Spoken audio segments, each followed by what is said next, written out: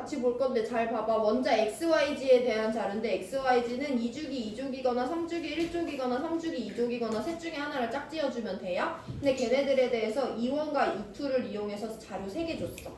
자, 우리 그러면 XYG를 누군지 찾기 위해서 이 3개 원자의 2원과 2투 값을 먼저 비교를 해볼 거예요.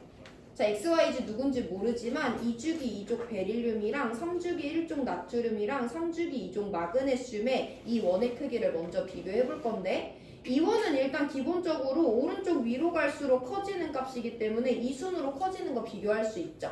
이게 안 된다고 하더라도 같은 족에서는 원자 번호 커지면 이온화 에너지 작아지고 같은 주기에서는 원자 번호 커지면 이온화 에너지 커지는데 1족과 2족이니까 예외 구간도 아니죠. 그래서 얘네 셋의 이 원의 크기를 우리는 완전히 비교할 수 있어요. 나트륨이 제일 작고 그 다음이 마그네슘이고 그 다음이 베릴륨 순으로 커진다라는 거 설명할 수 있습니다. 자, 우리 그 다음에 2투도 비교해 볼 건데요. 2주기 2족과 3주기 1족과 3주기 2족의 2투를 비교할 거야. 그럼 계속 했던 것처럼 2주기 1족과 2주기 18족과 3주기 1족의 이 원의 크기를 먼저 비교해주면 되죠. 주기족 섞여 있으니까 주기율표상에다 상대적인 위치를 표현을 해볼 거고요. 얘네 세 개의 이원의 크기를 먼저 비교해야 되는 거야. 이 투가 아니라 세 개의 이원을 비교해 볼 건데 같은 주기에선 원자 번호 커지면 이원 커지고 예외 아니니까 얘가 얘보다 크죠. 같은 쪽에서 원자 번호 커지면 이원 작아지는데 얘네들은 이렇게 되죠. 그럼 얘보다 얘가 크고 얘보다 얘가 크기 때문에 얘가 이원이 가장 크고요. 그 다음이 얘가 두 번째로 크고 그 다음이 얘가 세 번째로 크다는 거 알 수 있지. 그럼 이 투의 서열 비교해 볼 건데 누가 제일 크냐면 이 투는 3주기 1족이 가장 큰 거지. 얘 원자 번호 하나 깎은 애들이 이 투인 거니까 3주기 1족인 나트륨이 가장 크고요. 두 번째는 2주기 2족의 이 투가 컸었어. 베릴륨이 크고요. 세 번째 마지막으로 제일 작은 게 3주기 2족의 이 투잖아. 매칭 잘 해보시고 이 순으로 이 투가 달라집니다. 이걸 일단 비교해야지 XYZ를 찾을 수 있어요.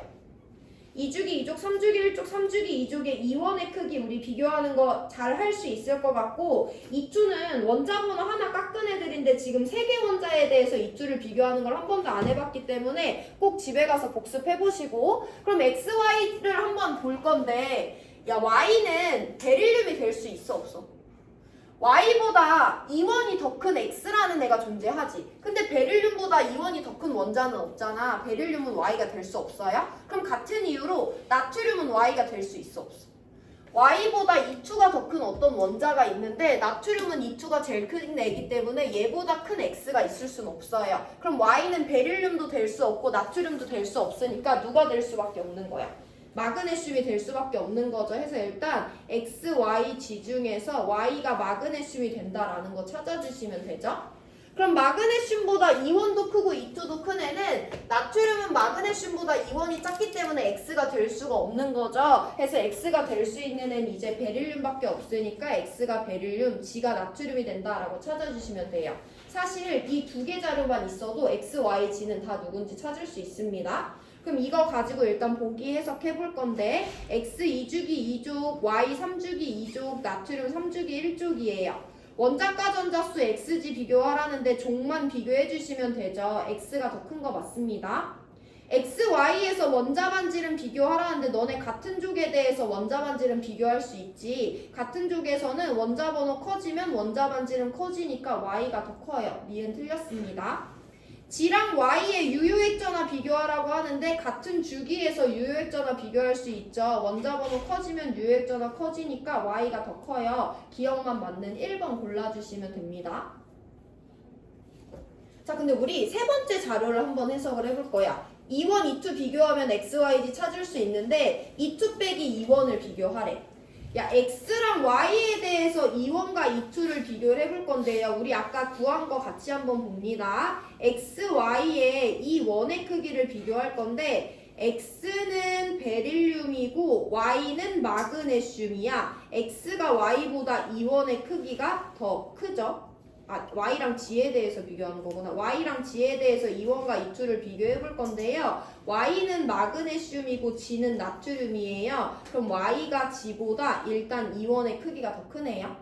E2의 크기도 볼 건데요. E2도 우리 비교해놨습니다. Y가 마그네슘이고 G가 나트륨이에요. 그럼 E2는 G가 더 큰 거야.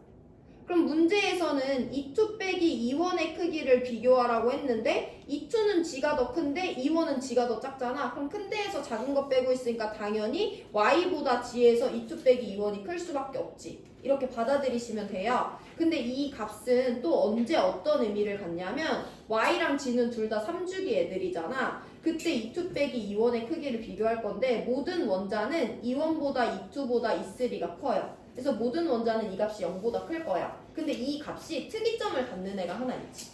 누구냐면 1족 애들은 E1에서 E2로 넘어가는 구간이 급증 구간이에요. 근데 2족 애들은 E1에서 E2 넘어가는 구간이 급증 구간이 아니지. 그냥 단순 증가에 조금 증가하는데 G는 나트륨 3주기 1족이거든요. 1족 애들은 E1에서 E2가 급증하는 구간이기 때문에 같은 주기에서는 E2 빼기 E1은 1족이 가장 클 수밖에 없어요. 그걸 이해하셔도 나중에 문제 푸는 시간이 더 많이 줄어듭니다. 어쨌든 중요한 것은 E2 빼기 E1은 E2는 G가 더 크고 E1은 G가 더 작기 때문에 G가 더 클 수밖에 없다라는 거 한번 비교해보시고 1분 뒤에 3번 문제 풉니다. 오늘 3번, 4번 빠르게 풀고 수업 마칠게요.